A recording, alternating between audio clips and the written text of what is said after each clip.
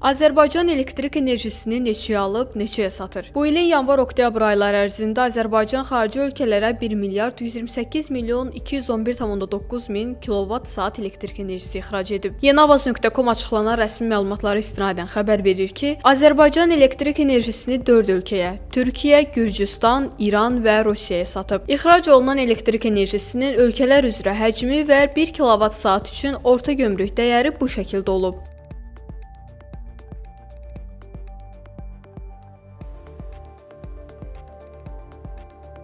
Qeyd edək ki, Azərbaycan eyni dövrdə qonşu ölkələrdən elektrik enerjisi də idxal edib. Belə ki, yanvar-oktyabr aylarında ölkəyə 148 milyon 823,1 min kilovat-saat elektrik enerjisi idxal olunub. İdxal 3 ölkədən – Rusiya, Gürcüstan və İrandan həyata keçirilib. Bu ölkələrdən alınan elektrik enerjisinin 1 kilovat-saat üzrə orta gömrük dəyəri bu şəkildə olub.